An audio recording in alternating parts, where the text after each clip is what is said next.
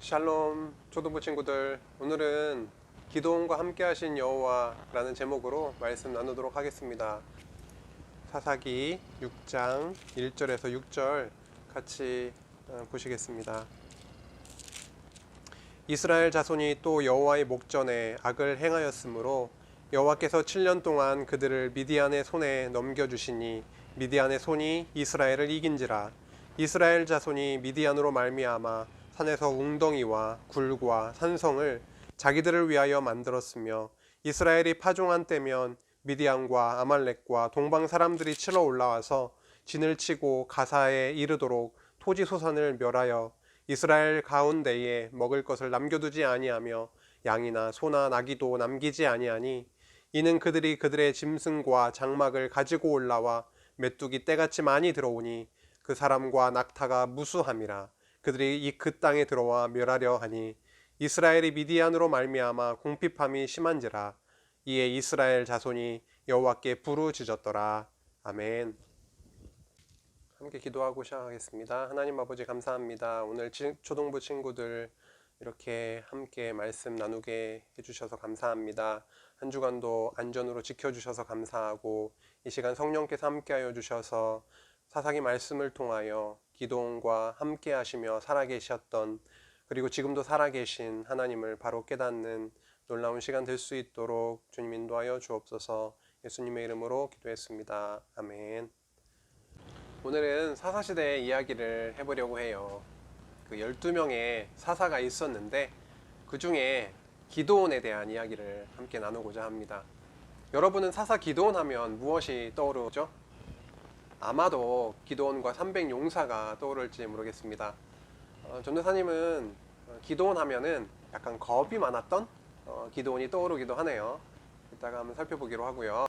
오늘 우리가 기드온과 관련된 이야기를 하면서 기드온이 전쟁에서 승리했던 그 사건을 아는 것도 중요하지만 그보다 더 중요한 게 있어요.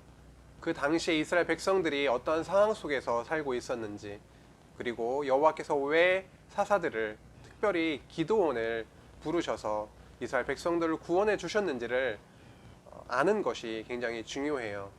사건만 보는 것이 아니라 그 사건 뒤에서 살아계신 하나님의 그 손길을 우리가 발견하는 것이 굉장히 중요한 것이죠.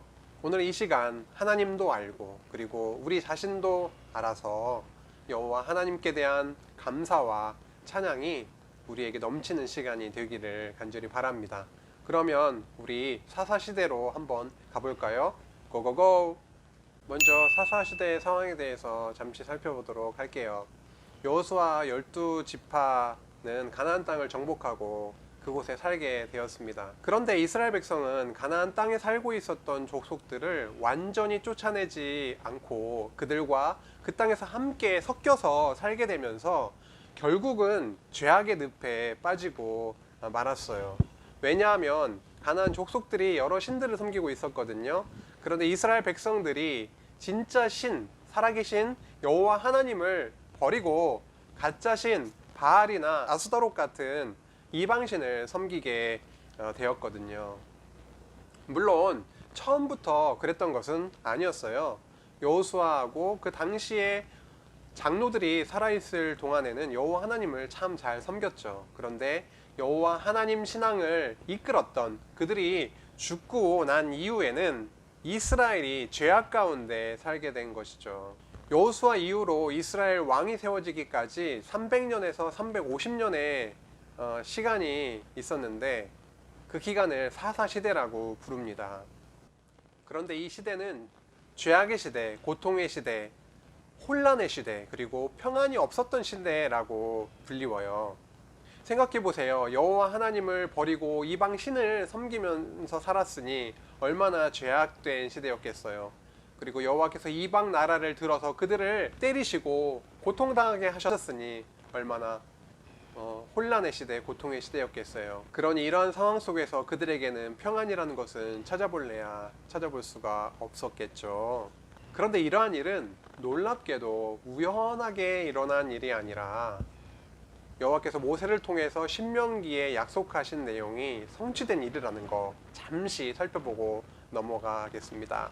또 여호와께서 모세에게 이르시되 너는 내 조상과 함께 누우려니와 이 백성은 그 땅으로 들어가 음란히 그 땅의 이방신들을 따르며 일어날 것이요 나를 버리고 내가 그들과 맺은 언약을 어길 것이라. 내가 그들에게 진노하여 그들을 버리며 내 얼굴을 숨겨 그들에게 보이지 않게 할 것인즉 그들이 삼킴을 당하여 허다한 재앙과 환란이 그들에게 임할 그때에 그들이 말하기를 이 재앙이 우리에게 내림은 우리 하나님이 우리 가운데에 계시지 않은 까닭이 아니냐 할 것이라. 그런데 사사기는 다음과 같이 돌고 도는 사이클이 반복되고 있어요. 그림을 한번 보시면서 들어보세요. 이스라엘 백성들이 여호와를 버리고 먼저 범죄하게 됩니다. 그 다음으로 여호와께서 이방 민족들을 들어서 죄악 가운데 있는 이스라엘을 치게 하셨기 때문에 매우 큰 고통을 당하게 되었죠. 그리고 이스라엘 백성들은 그 고통에서 구원해 달라고 여호와께 부르짖었습니다. 이때 여호와는 사사를 세워서 이스라엘을 대적들에게서 구원해 주셨고 그 결과로 평안을 누리게 되었어요. 그러나 사사가 없는 시대에는 그들은 또다시 죄악 가운데 지내게 되었습니다. 바퀴가 대굴대굴 이렇게 굴러가듯이 그런 삶이 반복되었다라는 것이죠. 이해되시죠? 지금까지 사사 시대에 대해서 살펴보았는데 이제 사사 기드온을 한번 만나러 가볼까요? Let's go! 두 번째, 사사 기드온을 통한 구원의 내용입니다. 오늘 읽었던 그 말씀을 기억해 보면은 기드온 시대에도 이스라엘이 여호와 앞에 악을 행했어요. 그래서 7년 동안 미디안에 의해서 많은 고통을 당하게 되었고 미디안 사람들을 피해서 산에 동굴을 파고 피해야 되는 상황까지 갔죠. 그리고 미디안 사람들은 밭에서 나는 곡식이며 채소들을 다 망가뜨려서 이스라엘 백성들은 먹을 것이 없는 그런 지경이었습니다. 게다가 소나 양이나 나귀도 남기지 않았죠. 그래서 이스라엘 백성들은 살아가기가 너무 힘든 상황 가운데 있게 되었고 여호와께 자기들을 구원해 달라고 부르짖기 시작했습니다. 이에 여호와께서는 이스라엘 백성들의 그 죄악에도 불구하고 기드온을 사사로 부르셨어요. 그런데 이때 기드온은 미디안 사람들의 눈을 피해서 포도주 틀에 숨어서 밀을 타작하고 있었어요. 겁 많고 약한 기드온의 모습이죠. 그러나 여호와의 사자가 기드온에게 말했어요. 큰 용사여, 여호와께서 너와 함께 계시도다. 그러나 기드온은 자기가 겪고 있는 어려움에 대해서 불편한 마음을 그 여호와의 사자에게 말했어요.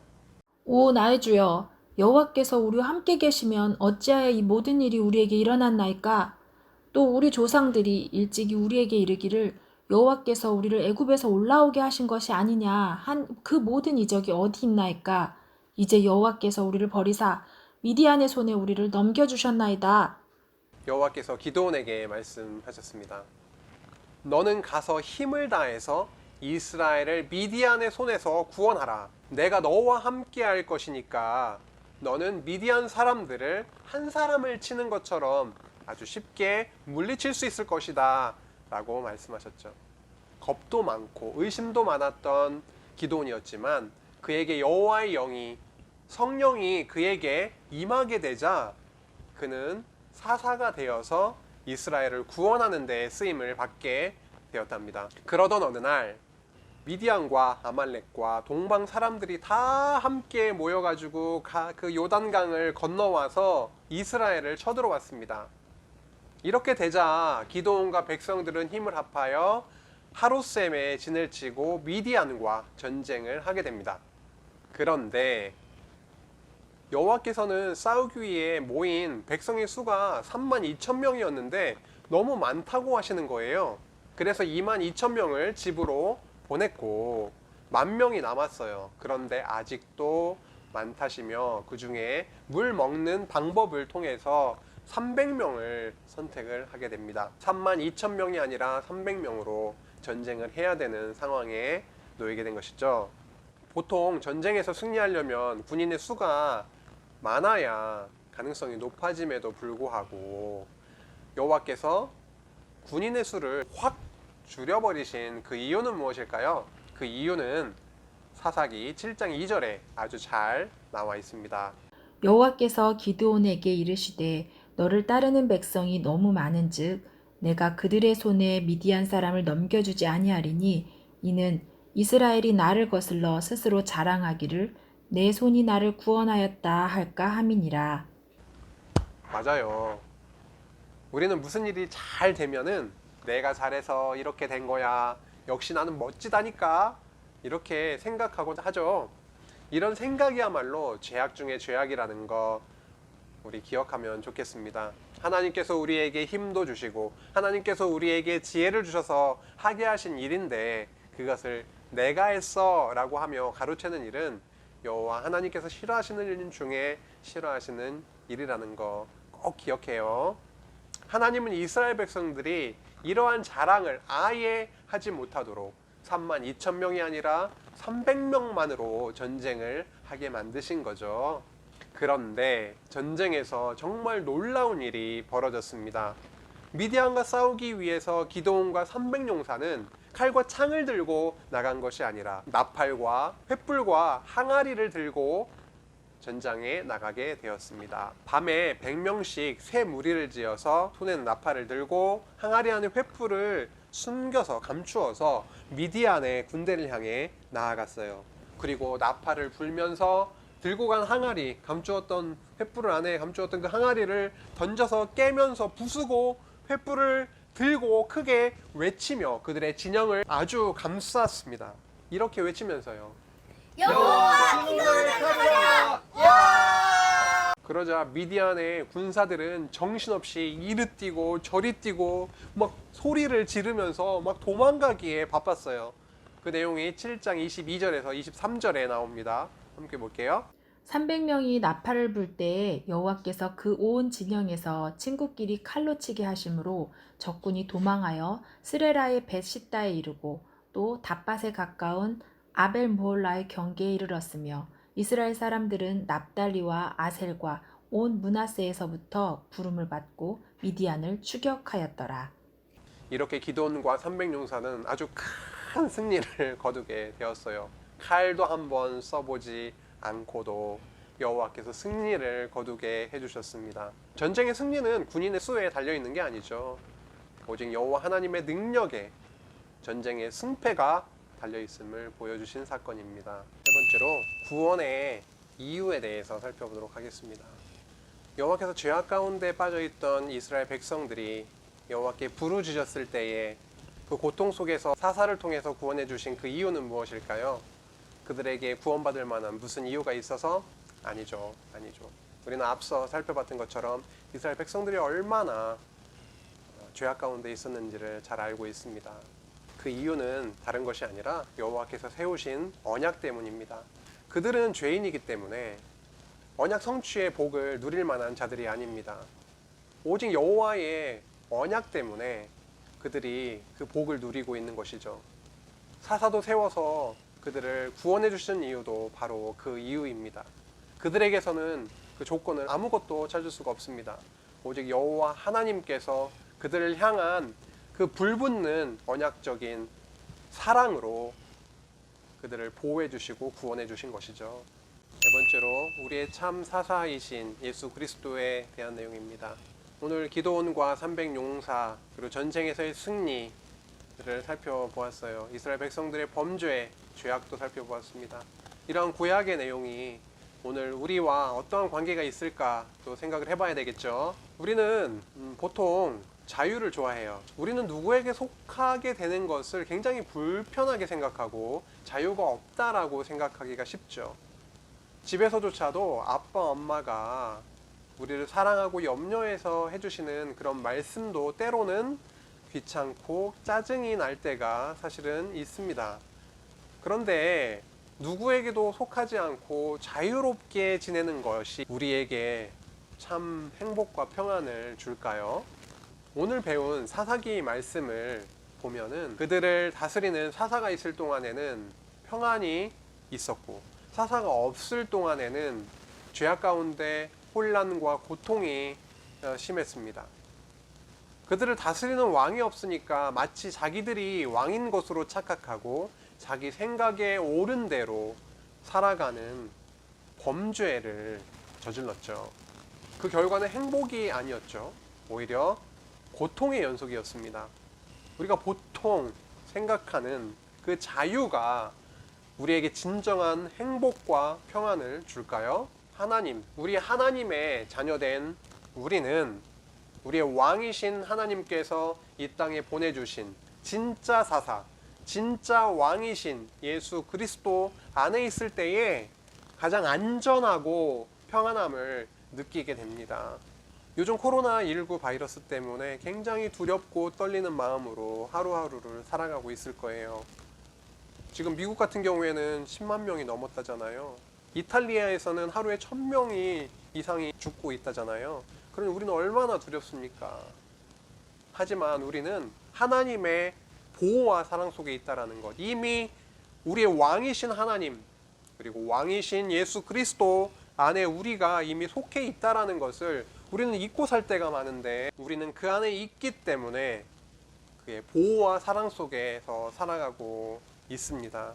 아기가 엄마의 품에 있을 때에 가장 안정을 느끼고 평안하게 잠들 수 있는 것처럼 우리 역시도 하나님과 예수님과 성령 안에서 참 평안을 누리며 살 수 있는 하나님의 자녀로 부름을 받았다는 것, 너무도 소중하고 귀한 것입니다.